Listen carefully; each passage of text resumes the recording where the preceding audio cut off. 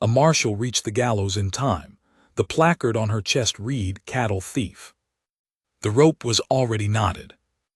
I know because I looked at it before I looked at her. Professional habit, 23 years of it, you read the hardware before you read the face. Hemp, 3/4 inch, turned tight with someone who knew what they were doing. Whoever strung it hadn't done this for the first time. The platform was pine, green pine, still bleeding sap at the joints, built fast. Post set that morning, I'd find out later. They hadn't expected to need one until the night before. She was standing on it. Her hands were tied behind her. The placard hung from a length of twine looped around her neck, and the cardboard, it was cardboard, not wood, cut from a crate, read "Cattle Thief" in black paint, the letters large and even, someone with pride in their penmanship. She was wearing a gray dress that had seen better years, a wool coat over it that was too light for the cold, and her hair was loose because they'd taken the pins out. Whether they'd taken them to make her look worse or because someone wanted a keepsake, I couldn't tell you. Her eyes were open. That's the thing I keep coming back to, even now. 23 years I've watched men on scaffolds, and most of them had their eyes down or their eyes shut, and the ones who had their eyes open were usually the ones broken enough that they'd stop seeing. She was looking straight out at the crowd, not pleading, not accusing, looking at them the way you look at weather, something to be reckoned with and endured and survived if you're lucky, and if you're not, well. I was still 100 yards out when I pulled my badge. Not my gun, my badge. I want that understood, because what came later got told in ways that made it sound like I rode in shooting, and that's not what happened.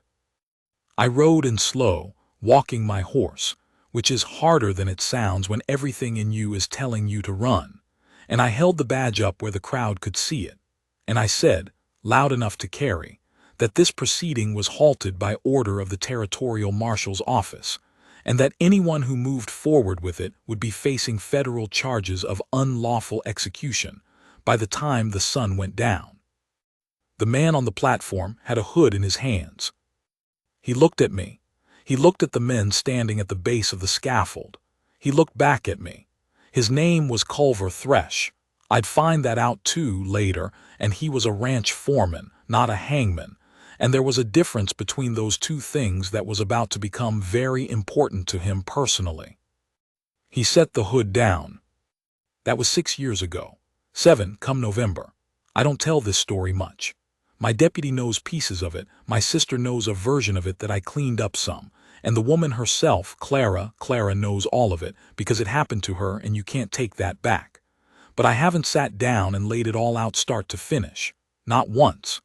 It seems like the kind of thing that ought to be said plain at least one time before I get too old to remember the order of it. So, my name is Harlan Cade. I was Marshal for Territorial District 7 for 11 years, which covered about 12,000 square miles of nothing in particular and 4 towns that mattered and a dozen that thought they did. I was 51 years old when this happened. My wife had been dead for 4 years. I had a horse named Wick, short for Wicklow, which was the county in Ireland my grandfather came from. And before you ask, no, I am not Irish, but my grandfather was, and he left the name to my father, and my father left it to his horse, and I continued the tradition. Wick was 15 hands, gray going to white at the muzzle, the steadiest animal I have ever sat a saddle on. He never once spooked at a gunshot, and he had opinions about his feed, and he would not abide another horse drinking before him at a shared trough. He was particular in that way. I'm telling you about Wick because he matters to how this story starts. I was 3 days out of Hanford, which is the last real town before you hit the Crescent Valley, when Wick pulled up lame. Not bad, a bruised frog on the right front, something he'd stepped on in the dark, and it wasn't going to kill him, but it meant I was walking him in easy stages, and I was going to be 2 days late getting where I was going. I was supposed to be in Crescent for a hearing about a water dispute between the Alderman Ranch and 3 homestead families on the South Fork. Tedious business. The kind of thing that takes 3 days to sort out and leaves everyone equally unhappy, and that's usually the best result you can hope for. But because I was walking Wick in, I was coming through the back side of Crescent rather than the main road, along the creek bed, and that's why I came up on the gallows from the wrong direction and didn't know it was there until I was close. If Wick hadn't gone lame, I'd have come in from the north, past the livery, and I'd have been an hour later, and by then they'd have been done. I think about that. I try not to think about it too much. The thing about the Crescent Valley was that it had been quiet for a long time. 17 years since the last serious violence, a range war in the early period that left 7 men dead and a lot of fences burned. And since then the valley had built itself into something respectable. 2 general stores, a school, a church, a doctor, 3 saloons, which tells you something about priorities. The main money was cattle, the aldermen spread mostly, and then a dozen smaller operations, and the homesteaders along the creek who were primarily farming, but kept a few head for their own use. Orrin Alderman had been running the main ranch since his father died in 1871. I'd met him twice, both times in the context of formal business, and he was the kind of man who was very reasonable in tone while being very unreasonable in substance, the kind of man who always seemed faintly surprised that other people had needs of their own. He ran about 2,000 head, employed 30 men in the busy season, and had been trying to acquire the South Fork water rights for going on 5 years through every legitimate avenue available. And when legitimate avenues stopped producing results, he had apparently found other ones. I didn't know that yet when I rode in. What I knew was a woman on a scaffold and a placard that said cattle thief. I got up close enough to see her face before they stopped me. Not stopped, exactly, the crowd sort of thickened ahead of me, men turning to look, and I pulled up because you don't ride a horse into a crowd of people even when you want to. I held up the badge again and said it again, the same thing, federal jurisdiction, unlawful proceeding, and there was a long moment where I was not entirely certain how it was going to go. There were maybe 60 people there, men mostly, some women at the edges, a few children who'd come to see and were probably going to have bad dreams about it later, and I couldn't help that. The men at the base of the scaffold were aldermen hands.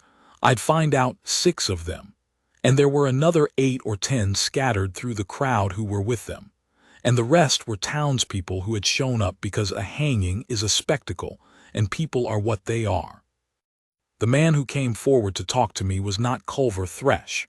He was a smaller man, well-dressed for the valley, dark coat, a watch chain, and he had the kind of face that has made decisions about other people's lives and felt good about it.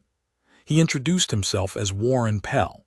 He was, he said, the justice of the peace for Crescent and the surrounding area, duly appointed, and this proceeding had been conducted according to law.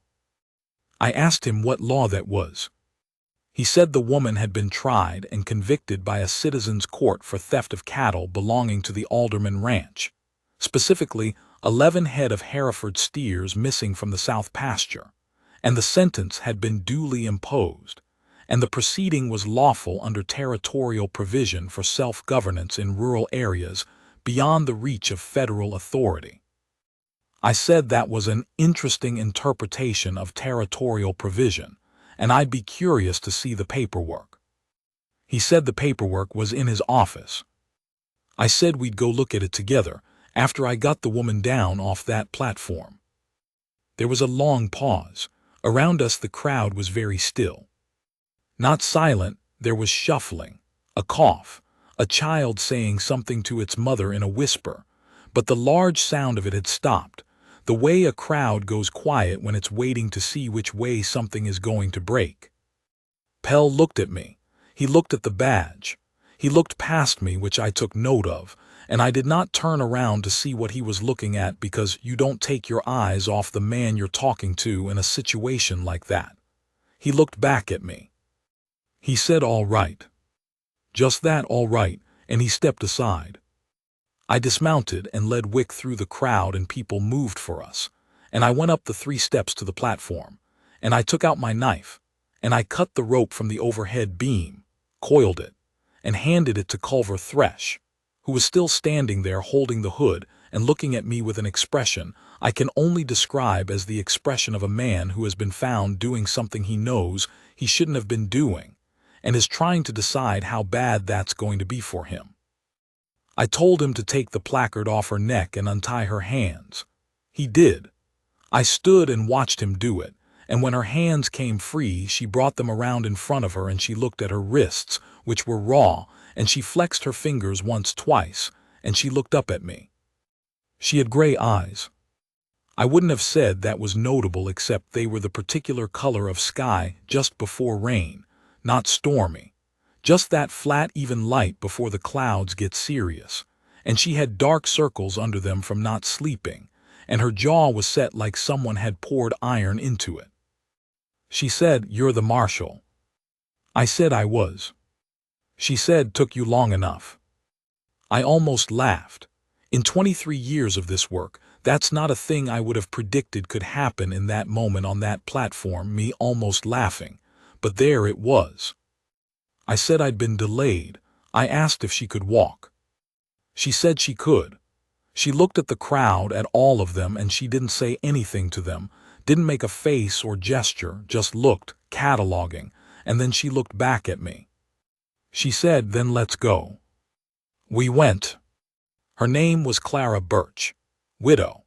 Her husband, a man named Thomas Birch, had died of pneumonia the previous winter, which was the second worst winter in the valley in 30 years, and she'd been working the homestead alone since February with a hired hand who was 14 years old and a neighbor woman who came by twice a week.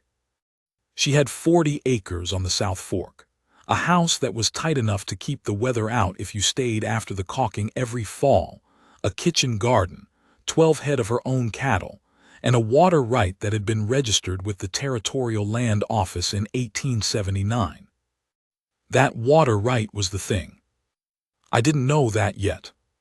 I'm telling you now because it's the skeleton of everything that followed, but in the moment when I walked her off that scaffold I knew only that she was a widow, and they'd called her a cattle thief, and I had a job to do. I took her to the doctor first because that's procedure. Anyone who's been in custody checks out medically before anything else. And while the doctor looked at her wrists and asked her questions, I went next door, which happened to be the office of Warren Pell, and I looked at the paperwork. The paperwork was what I expected it to be, which is to say it was paperwork that someone who was not a lawyer had put together to look like the kind of paperwork a lawyer might produce. It had the right words in it: plaintiff, defendant, finding of guilt, sentence imposed, and it had signatures, 4 of them, including Pell's and a man named Dorst who I'd later learn was Alderman's bookkeeper. The trial had taken place in Pell's office. Clara Birch had been present. She had been, per the document, offered opportunity to speak in her defense. There was no mention of counsel. There was no list of witnesses for the defense, only the accusation and a note that the defendant had denied the charges and that the court found the denial not credible. There was no date on the document except the month and year, and the sentence, death by hanging, had been written at the bottom in ink that was noticeably fresher than the rest. I rolled it up and put it in my saddlebag. Pell was watching me from the corner of his office where he had placed himself when I came in, and I want to give him credit for one thing. He knew that document was not going to hold up to examination, and he had the sense to look like a man who knew it. I told him that I was opening a federal investigation into the events of the last 48 hours, and that he should not leave Crescent, and that he should make himself available for questioning. I told him the same thing applied to Culver Thresh, and the men who'd built the scaffold, and whoever else had a hand in the proceeding. I used the word proceeding because I didn't want to say the word I was thinking, which was murder, because I hadn't proved anything yet, and I've learned in this work that you name things carefully, especially at the start. He said he understood. I said good, and I left. Clara was sitting on the examining table when I came back, her coat back on, her wrists bandaged, and the doctor, Emmett Sarles, a good man, I'd dealt with him before, was pouring 2 cups of coffee from a pot on his stove. He gave me one without asking, and I appreciated that. Clara's hands were wrapped around hers, and she was looking at the floor. I asked her to tell me what happened. She was quiet for a moment. Then she said, "How much do you know about the water situation on the South Fork?" I told her I was in Crescent for a hearing about a water dispute. I asked if it was the same dispute. She said probably yes. She put her coffee down on her knee, both hands around it, and she talked for 40 minutes. She talked the way someone talks when they've been keeping it inside for a long time, not fast, not emotional, just steady, like she was reading from a document she'd memorized. Thomas had registered the water right in '79 when they filed on the land. The right allowed them to divert from the creek for domestic use and irrigation, which they'd been doing for 6 years without trouble. The trouble started when Alderman decided he wanted to run a second herd on the South pasture, which required water, and the South Fork was the nearest source, and Clara's right sat between Alderman's land and the creek. Alderman had offered to buy it. Thomas had declined. Then Alderman had offered more money, and Thomas had declined. And after Thomas died, Alderman had come to Clara and made the same offer, and she had declined too, because without the water right, the South Fork homestead was dry land and worth nothing, and the South Fork homestead was what she had. After that, the trouble got worse. 2 of her cattle turned up dead, bloated, and she suspected poison at the water upstream but couldn't prove it. Her hired hand, the 14-year-old, name of Mickey Prout, was warned off by men on horseback, and he'd left. Not that Clara blamed him. He had a mother in town and was not equipped for that kind of pressure.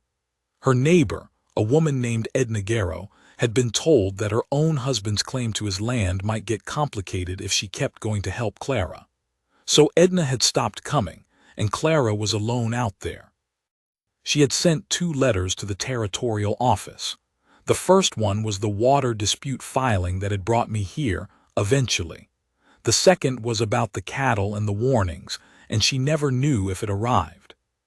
Then 11 of Alderman's steers turned up missing, and the next morning 4 men came to her property and said she was under arrest.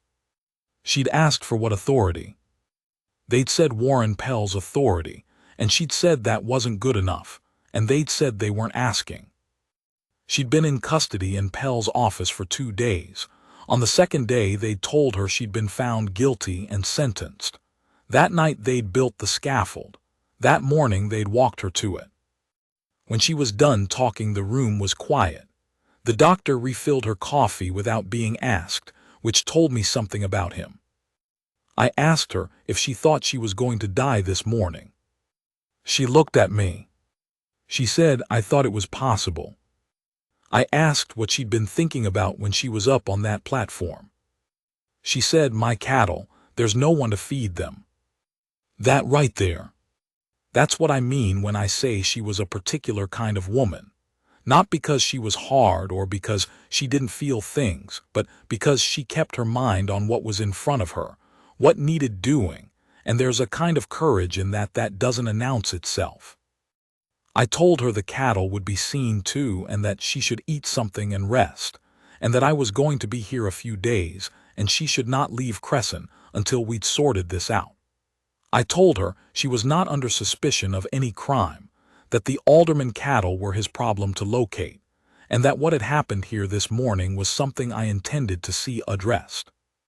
She looked at me for a long moment, not sizing me up, she'd already done that, something else, like she was deciding something. She said, "You mean that?" Not a question. I said I did. She nodded.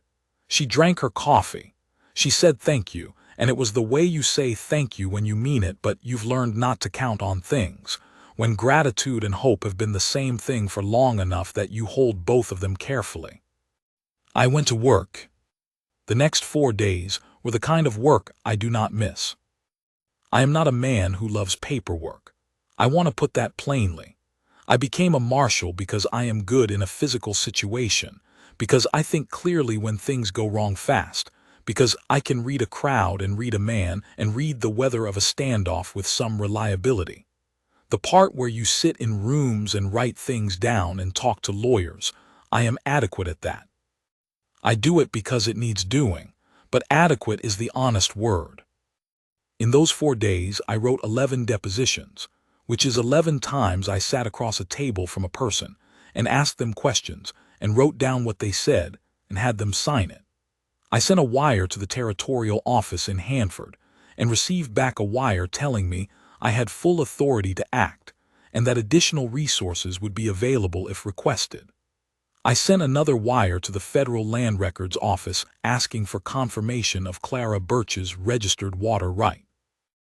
I interviewed every person in Crescent who had been present at the scaffold, which took longer than you might expect because people remember things differently, and you have to go through those differences carefully to find where the truth sits.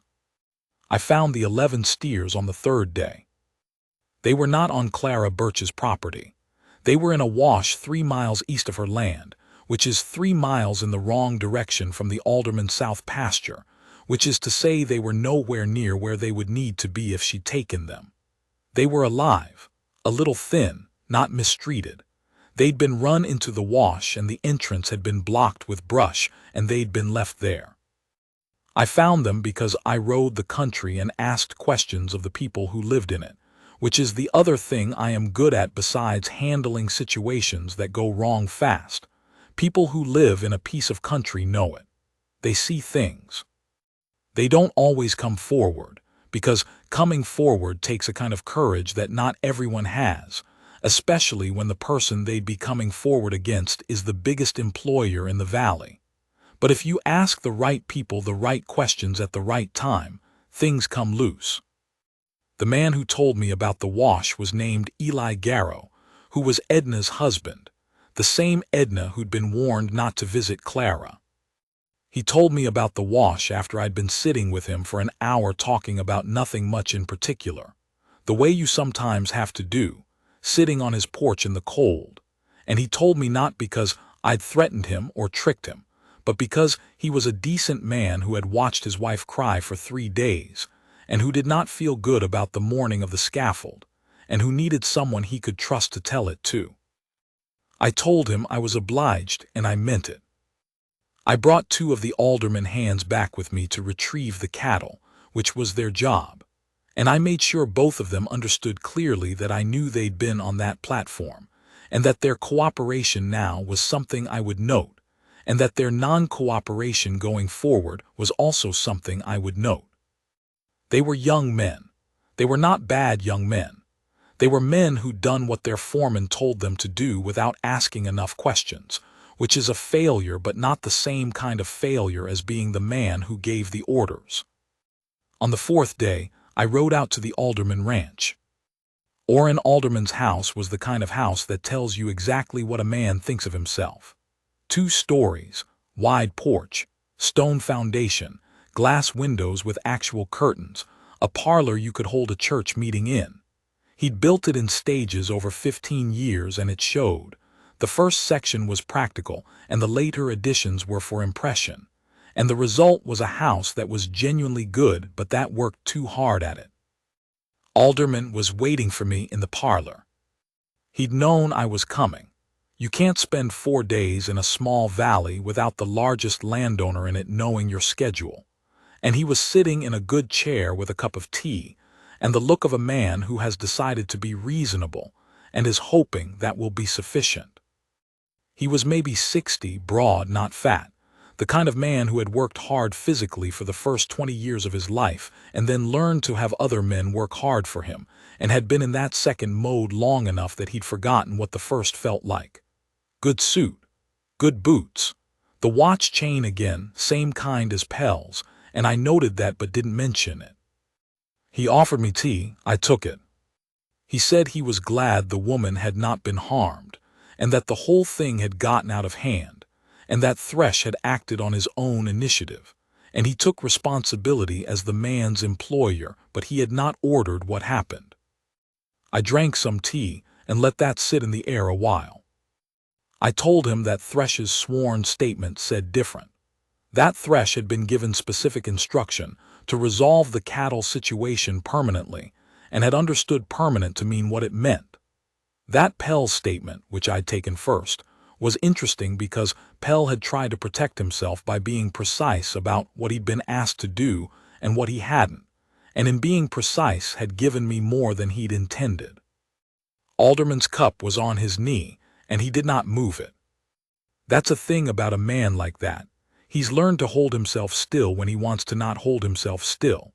And so you watch the small things, and the small thing I watched was his jaw, which tightened and released. He said, "What is it you want, Marshal?" I told him I wanted 3 things. First, the water rights suit filed with the territorial court to be withdrawn, and a written statement from him that Clara Birch's water right was legitimate and not contested. Second, compensation to Clara Birch for the loss of her 2 cattle, for the period of unlawful detention, and for the costs she'd incurred in the past year as a result of pressure his people had applied to her. Third, he would require Pell to resign the justice of the peace position, and Thresh and 2 other named men were to leave the valley within 30 days and not return. He looked at me for a long time. He asked what I was offering in return. I told him I was not charging him personally with conspiracy to commit murder at this time, which was a significant courtesy given what I had in writing. I told him the full case would be submitted to the territorial court regardless, because that was my obligation, but the degree to which his personal name appeared prominently in that submission was something I had some discretion over. He looked at his tea. He said, "The water right, that's the one that costs me." I said I understood that. He said, "If I give that up, I lose the south pasture for a second herd." I said that was correct. He said, "And if I don't give it up?" I said then he was looking at federal charges of conspiracy in the death of a citizen and the unlawful seizure and attempted execution of a federal territory resident. And that was before we got to the specific acts of intimidation and the killing of her cattle, and that I'd been doing this long enough to know what juries in federal court tended to do with men who'd built a scaffold for a woman alone on a homestead. He picked up his tea and drank it and set the cup down. He said, "All right." Just like Pell, all right. It's a phrase I've heard in rooms like that more times than I can count. The phrase a man uses when he's run the numbers and found that fight is more expensive than fold. I told him I wanted it in writing by the day after tomorrow, and I wanted the compensation figure discussed with Clara Birch, and agreed to buy her before I left the valley. He nodded. I stood up. He said, "You're a hard man, Cade." I picked up my hat. I told him I was a fair one, which is different, and that the valley would benefit from him understanding that difference going forward. I walked out. I will not claim the next day was simple, because it wasn't. Legal work is never simple and it's almost never fast, and I spent most of that day in various offices going over documents with various men, and by late afternoon I had what I needed in a form that would hold up to scrutiny, and I was tired in the way that this particular kind of work makes you tired, which is bone deep and behind the eyes, and not the kind of tired that a night's sleep entirely fixes. Clara was at the boarding house. I'd arranged for her to stay there at the federal account's expense while we were in Crescent, because going back to the homestead alone while this was unresolved would have been unwise, and she'd accepted that without argument. She was not a woman who argued about practical things. She saved her argument for the things that mattered. I knocked on the door of the sitting room the boarding house kept for its guests, and she said, "Come in," and I went in. She was at the table near the window with a piece of paper in front of her and a pen, and she was writing something. A letter, I'd find out, to Edna Garrow, to tell her what had happened, and to thank her for what she'd tried to do before she'd been warned off. Clara was particular that way about keeping account of who had stood up even a little.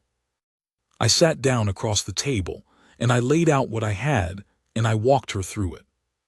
The water right, Alderman's written withdrawal of the suit, and his acknowledgement of her legitimate claim. The compensation amount. I told her the figure and she was quiet for a moment and then said that seemed fair. And I noted that she didn't say it seemed generous, because it was fair but not generous and she knew the difference. Thresh and the others leaving the valley. Pell's resignation, which I'd gotten that morning, the ink not yet dry when he handed it to me. The full case file going to the territorial court, which meant the events of the scaffold were on the record and would be addressed through that process. She listened to all of it without interrupting. When I was done, she was quiet for a little while, looking at the papers on the table. She said, "And the homestead, I can go back." I said yes. She said tomorrow. I said if she wanted. I was going to be in the valley another 2 or 3 days wrapping things up, and I could ride out with her if she'd like company, but that was her choice. She looked at the window. The light was going, the last of the evening coming in flat and gold, the kind of light the valley did well in the fall. She said, "I'd like the company." We sat there a while. There was a fire in the small grate in the corner, and it was warm in the room, and outside the window the valley was going dark in that gradual way of October evenings, and I was tired enough that I wasn't moving faster than I had to. She asked me how I'd known what to do when I rode in, whether I'd been afraid. I thought about that. I told her I'd been afraid. They were going to decide the badge wasn't enough. That moment where Pell looked past me, checking on something behind me, that was the moment where it could have gone the other way. If the men at the base of the scaffold had decided to back Thresh up, if the crowd had been a different crowd, if I'd come in 1 minute later. She listened to that. She said, "But you came in anyway." I said that was the job. She said, "It's more than that." I didn't answer that right away, because she was right and I wasn't sure what to do with her being right about it. After a while, I said that I had been a marshal for a long time, and that in a long time you see certain things enough times that they become unacceptable to you in a way that's past argument. A woman on a scaffold with a cardboard sign around her neck because a rich man wanted her water right. That's one of those things. You don't stop and do arithmetic when you ride up on it. You just act. She said, "You looked at the rope first." I told her that was habit, reading the hardware before the face. She said, "Then you looked at me." I said yes. She said, "When you looked at me I thought he's going to sort it out. I don't know why I thought that. I didn't know you, but I thought it." I told her I was glad she'd been right. We sat a while longer. The fire settled. Outside, something moved in the dark of the street, horses probably, and then it was quiet again. I asked her if she was all right. She thought about that honestly, the way she did things. She said she was shaken, in a way that she thought was going to take a while to settle, and that she was also clear-headed, which was strange, and that she was hungry, which was less strange because she hadn't eaten much in the better part of 3 days. I went and found the boarding house woman, a Mrs. Alt, and asked if there was anything left from supper that could be put together, and Mrs. Alt, who was the kind of woman who keeps food on hand for exactly that kind of situation, put together a plate of cold chicken and bread and 2 pieces of pie, and I brought it back. Clara ate the chicken and the bread and half a piece of pie, and then she said she thought she could sleep, and I said good, and I said good night. She said good night, Marshal. I went to my room and I slept 8 hours, which is more than I usually manage, and in the morning I felt almost like myself. We rode to the homestead the next day. Wick was better. His foot had had time to rest, and I'd kept the pace easy coming into Crescent, and with 2 more days off he was moving well enough that I wasn't worried. Clara had a horse, her own horse, that had been stabled at the livery the whole time she'd been in custody. It was a small sorrel mare named Copper, which I thought was not a very imaginative name for a copper-colored mare, but which I did not say. And Copper and Wick established in the first 5 minutes on the road that they were indifferent to each other, which is the best outcome when you're putting two unfamiliar horses on a narrow trail. It was 9 miles out to the Birch homestead, along the creek and then up and over a rise and down into a side valley that cupped the South Fork. The morning was cold and clear, the kind of fall morning that looks like the world has been washed overnight, everything dry and sharp-edged in the light, and we rode most of it without talking, which suited me and I think suited her. She pointed things out occasionally. That ridge there was where the fence line ran. That cottonwood was the marker for the north end of her property. That wash, the one with the willows, she'd found her 2 dead cattle there, the ones that had been poisoned. I looked at the wash and made a note. The homestead came into view on a curve of the trail, and she went quiet in a way that was different from the usual quiet. I could feel it beside me, a held breath, and then we came around and I saw it. It was a good homestead. I want to say that plainly because sometimes people have a picture of a frontier homestead that's all hardship and ruin, and that wasn't what the Birch place was. It was small, 1 story, but tight. The logs fitted well, the chinking fresh or recently fresh. She'd done it before things went bad, and there was a kitchen garden that was end of season gone to brown but had been productive. You could see the structure of it, the careful rows. A barn, also small, solid. A chicken coop to one side. A water trough connected by a pipe to the creek ditch. The cattle were fine. Thin, maybe, but fine. They'd had the pasture and the creek and they'd managed. They were at the far end of the field, and when they heard horses, they lifted their heads and then went back to grazing. She let out the breath she'd been holding. She said quietly, almost to herself, "All right." We unsaddled the horses and turned them into the small paddock alongside the barn, and I worked the pump while she checked the cattle. She went through them one by one, running her hands along flanks, checking feet, the way someone does who knows their animals. And when she was done, she came back and I had water going, and she looked at the pump like it was something she'd thought she might never see again. She put her hand on the pump handle, just rested it there. I went and looked at the ditch intake, where the pipe ran from the creek to the trough, because that was the thing Alderman had wanted, and I wanted to see it, understand what it actually was. It was a good intake, well built, a proper ditch with stone sides for the first 10 feet and then clay tile, the kind of thing a man who knew what he was doing had put in with an eye to it lasting. Thomas Birch, presumably, building something that would last. When I came back, she was on the porch. She'd opened the front door and she was looking in at the house, like she was checking it for herself, verifying it was still there. I asked if anything had been disturbed. She looked around. She said it didn't seem like it. She said she wasn't sure if that surprised her.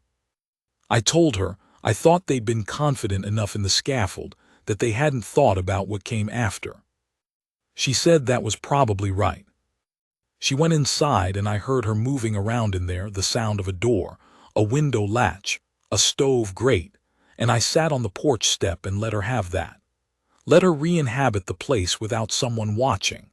There's a thing that happens when you come back to a place you thought you might never see again, and it needs to happen privately. After a while she came out with 2 cups of coffee. The fire had been banked, she said, and the coffee was from what was left in the tin, which was not much but was enough. She sat on the step beside me, and we drank it.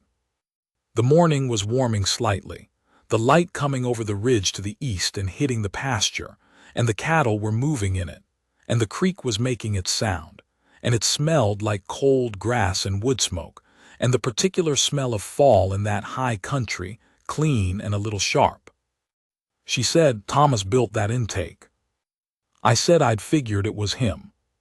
She said he said the water right was the land's heartbeat, that you could rebuild a fence or a wall, but without the water the land was dead. She paused. He was right about that. I said he sounded like he knew what he was doing. She said he had. She was quiet a moment. Then she said, "He's been gone 9 months. It feels like 9 years sometimes and 9 hours sometimes."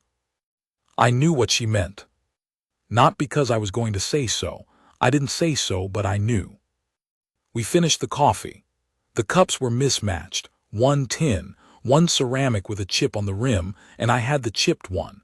And when we were done, she took both cups back inside and I heard her wash them in the basin. She came back out and she stood on the porch and looked at the valley and the pasture and the cattle and the mountains at the far end of the valley, still carrying snow at the peaks. And she looked at all of it like she was putting it back in order inside her, putting each piece in its place. She said, "What happens now?" I said the case goes to the territorial court. Alderman's agreement holds him, but the formal proceeding will happen on its own schedule, probably in the spring. She would be contacted when she needed to appear. Pell was already gone. He'd cleared out of the justice of the peace office the day I took his resignation, which said something about his confidence in his legal position. Thresh had 30 days. She asked if any of them would face real consequences. I told her honestly that Alderman probably wouldn't see the inside of a cell, because men like Alderman rarely did, but that his ambitions in the valley were finished. The South pasture would never get the water. The South Fork homesteaders were going to be left alone because the cost of not leaving them alone had become too visible. Pell might face censure, maybe worse. Thresh had done the physical acts and his exposure was the most serious. The two other named men, I didn't know yet. She listened to all of that and she didn't say it wasn't enough and she didn't say it was. She just nodded, once, the way she nodded when she was putting something on the shelf to deal with later, taking it out of the active pile. She said, "Thank you, Marshal." I said it was my job. She turned and looked at me then, directly, the gray eyes, the rain-like color, and she said, "I know it's your job. I'm thanking you anyway."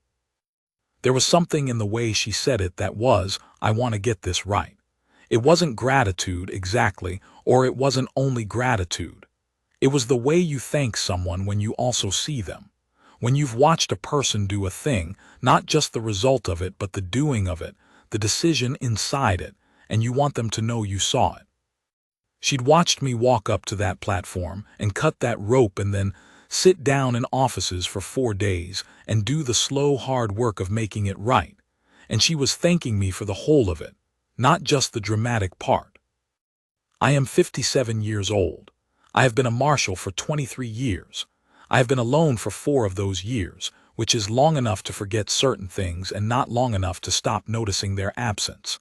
I am not a man who needs a great deal, or who requires the world to confirm my worth to me. But I am also human, which means there are days when the work feels like something you do in the dark, and this was not one of those days. I stood up, I put on my hat. She was still looking at me. I told her I was going to be in the valley a few more days, and that I'd check in before I left. She said she'd put coffee on. I went and got Wick from the paddock and saddled him, and I rode out along the creek, and the morning was full and cold, and the mountains were white at the tops and the valley below them was still green where the creek ran, brown where it didn't. And behind me I could hear the chickens getting loud about something, and I thought that was probably a good sign. I stayed 4 more days.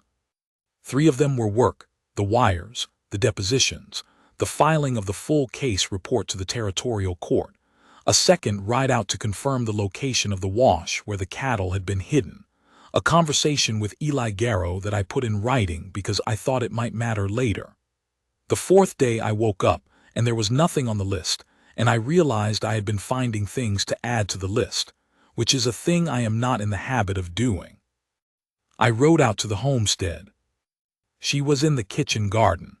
The season was over, but she was clearing it, pulling the brown stalks, turning the soil at the edges. She was wearing gloves and a different coat, heavier, and her hair was up the way it hadn't been in Crescent because in Crescent she'd been in custody, and they'd taken the pins. She looked up when she heard Wick on the trail. She did not look surprised to see me. She set down what she was doing and pulled her gloves off and tucked them under her arm. I tied Wick to the fence rail and went to the garden gate. I told her I was leaving in the morning. She said she figured I was about done. I told her the paperwork was finished and filed, and she had a copy of everything and the number for the territorial office in Hanford if she needed to reach them. I told her Mickey Prout, the hired hand, his mother lived in Crescent and he'd been asking after work if she wanted to send word. She said she'd been thinking about that she'd stopped by and talked to the boy's mother. I said good. We stood there at the garden gate. The sun was out full, the warmest part of the day, and the frost had come off and the smell of the turned earth was good, that rich smell of it. She said, "Will you come back through here again?" I told her the district brought me through every few months, some regular, some not. She said, "Stop in when you do." It was a simple thing to say, and the way she said it was simple, and what was in it was simple and also not simple at all, the way important things rarely are. I told her I would. She put her gloves back on and she looked at me the way she'd looked at me on the porch. Directly, the gray eyes, not performing anything, just seeing, and she said all right then, and she turned back to her garden. I stood there a moment, and then I went and got Wick and I rode back. I want to tell you what came after, because this is not the kind of story that ends on a gate post. I came back through in February. The winter had been hard and the creek was frozen over, but the ditch intake had a fitted cover that Thomas had designed for exactly that, and the cattle were sheltered and Clara was fine. She was more than fine. She had Mickey back on as a hired hand, and she had gotten a second cow in for the winter and was producing milk enough to sell some to Mrs. Alt's boarding house. She had a plan written out, actually written out, on paper, in columns, for what the homestead was going to look like by the following fall. I ate supper there that night. She made chicken and potatoes and she told me about the plan and I asked questions about it and she answered them. Mickey ate with us, a quiet boy, steady, 14 going on 40, the kind of boy that hard circumstances either build into something or break entirely, and it was clear from looking at him that he was being built. I left the next morning. She walked out with me when I saddled up, and we stood in the cold. It was February, the kind of cold that has weight to it, and she said she hoped to see me in the spring, and I said I thought that was likely. She had my hand for a moment when I mounted up, not holding it, just a brief grip on my fingers, the kind of thing you do when words feel inadequate and you want the person to know something your words aren't saying, and then she let go, and I rode out. In May I came back, in August. The hearing at the territorial court was in the fall. Thresh got 2 years, which was less than he deserved but more than Alderman would have liked, and Alderman's name was in the record in a way that would follow him. And Clara was there for it, clear-eyed and composed, and afterward we had dinner at a place in Hanford, and she talked about the homestead and the cattle and a second registered water right she was applying for on a tributary, and she talked about Thomas occasionally, in the way that people talk about someone they've lost when they've settled into carrying it rather than being crushed by it. And we sat there until the place was nearly empty, and neither of us was in a hurry. I am not a man who speaks easily about certain things. I'll say that plainly. My wife Helen could attest to that if she were here. She used to say that getting a direct statement of feeling out of me was like getting water from a dry rock, possible, with effort, if you knew where to hit. She was right about that. She was right about most things. But here is what I will say, because I said I was going to lay this out plain. I had been alone for 4 years when I rode into Crescent that October morning. Not unhappily alone. Most of the time, I had my work and I was good at it, and I had my horse and my deputy and my sister who wrote letters, but alone. And I had thought, in the way a man of 51 who has been a widower for 4 years thinks such things, that a particular kind of life was probably behind me. The kind where someone knows your name and is glad you're home.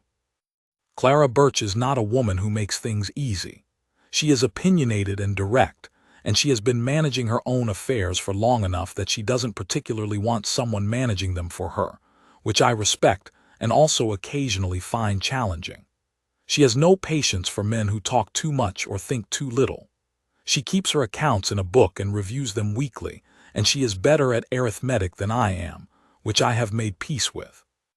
She was married to a man who knew how to build things that last, and she is not in the business of replacing him. She is in the business of continuing, which is a different thing, and she came to that conclusion on her own time and in her own way, and I had nothing to do with it. What I had to do with was being there, consistently, coming back when I said I would, listening when she talked and not talking too much when she didn't, doing what needed doing without requiring her to ask twice, being the kind of man who can be counted on to do what he said and go where he said and be what he represented himself as being.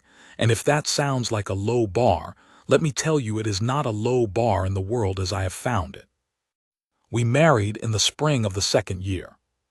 Nothing large. The Gallows were there, and Mickey Prout and his mother and my deputy, who had ridden 3 days to be there, which touched me more than he will ever know. The preacher from the Crescent Church said the words. Clara wore the same gray dress she'd worn on the scaffold, which she had washed and pressed, and I asked her about that afterward, and she said she wanted to wear it one more time in a better circumstance, and she has never worn it since. The homestead now runs 40 cattle, the original 12 and the additions, and the kitchen garden is twice the size it was, and Mickey is 16 and learning to manage the range work with real skill. I have reduced my district by half, which required some negotiation with the territorial office but which was done, and I am home more than not. Home. I am saying that word and meaning a specific place, which is a thing I had stopped being able to do. There is a thing that happens in the evening when the light is going and the cattle are in and the fire is lit and the day is done. Clara sits at the table. She is usually writing or reading or working through the accounts, and I sit in the chair I have come to think of as my chair, near the window, and we are in the same room in the particular way of two people who are comfortable, who do not need to be talking to be together. The sound of the pen on the paper, the fire, sometimes the wind outside. The lamp putting its circle of light on the table. I had not had that in 4 years. I did not know, in the way you don't know things until you have them back, how much I had missed it. I was the Marshal who reached the gallows in time. That is how people tell it, the people in Crescent who tell it at all, and it's accurate as far as it goes. I rode in and held up my badge and cut the rope and did the paperwork and made the man who'd built the scaffold leave the valley. I am not dismissing any of that. I did those things and they needed doing. But there is a thing I have not told anyone, not my deputy, not my sister, not in any formal account. When I cut that rope and looked at her and she said, "Took you long enough," I want to tell you what was happening in me in that moment, standing on that pine scaffold in the October cold with the crowd below and the knotted rope in my hand. I'd been a marshal for 18 years at that point, and I had seen things that don't wash out, and I had worked alone for a long time in the way that the work requires, and I was 51 and tired in ways I didn't entirely admit to myself. I had looked at that woman on the platform and seen, not a woman I knew because I didn't know her yet, but a person who was looking out at the crowd the way you look at weather, enduring it, not broken by it. And something in that, something in the iron of it, had reached me. Not sentiment. Not rescue feeling, the thing that can make a man feel large by making another person small. Something different. The recognition of a person who deserved better than what they were getting, and the particular satisfaction, not pleasure, satisfaction, which is a different thing, of being the man in a position to do something about it. I cut the rope. I did the work. She made it plain in the way she did things plain that she saw me doing it, saw the whole of it, and it was enough. It was more than enough. There is one more thing. 2 winters ago, this would be the winter before last, we had a bad cold snap in January, the kind that cracks wood and kills livestock if you're not prepared. And we were prepared, but it was 3 days of staying close to the barn and keeping the stove full. On the second night Clara came and sat beside me in the chair, which she did not usually do, and she leaned against my shoulder and she said nothing for a long time. Then she said, "I think about that morning sometimes." I said I did too. She said I wasn't afraid exactly, I don't know what I was. I said I thought she was clear-headed, which was what she looked like from where I was standing. She said I was thinking about Thomas, about whether he would have found it funny that I was about to die over a water right. She paused. I think he would have found it ironic, which is not quite funny but close. I said that sounded like a man with a particular sense of humor. She said yes. She was quiet a moment, then she said, and then I saw you, and I thought that man is going to sort it out. She'd said that to me that first day in the doctor's office. She said it again now. I asked what made her think that. She thought about it. She said, the way you looked at the rope first, then looked at me, like you were already past the fear of it and into the problem. I said I'd been afraid, that I'd told her that. She said, I know, that's not what I mean. I mean that the fear was already behind you in the doing of it. You were already into the next thing. I didn't answer that for a while. The fire was going, and the cold was outside doing what cold does in January, and we were inside, warm, and her shoulder was against mine, and the lamp was on the table. I told her that she'd been the clear-headed one, that she'd been the one looking out at the crowd like weather, that she'd said to me, let's go, the way she said it, and I'd thought then that she was an unusual woman. She made a sound that might have been a laugh, quiet, and she said Thomas used to say that too, that she was unusual, and that she'd always taken it as a compliment. I told her it was intended as one. She put her hand on my arm and left it there. We sat like that while the fire settled, and the wind ran along the eaves outside and the cold pressed at the windows, and inside it was warm and steady and still. My name is Harlan Cade. I am 57 years old. I was a marshal for 23 years and I am now, by degree, becoming something else, a man who goes home. A man who has ground under him, particular ground, and a woman beside him who came to choose him on her own terms, by her own judgment with both eyes open, and that is the kind of choosing that means something. She is at the table right now as I say this, writing, the lamp on the table the circle of its light. I reached the gallows in time. Everything after that she chose.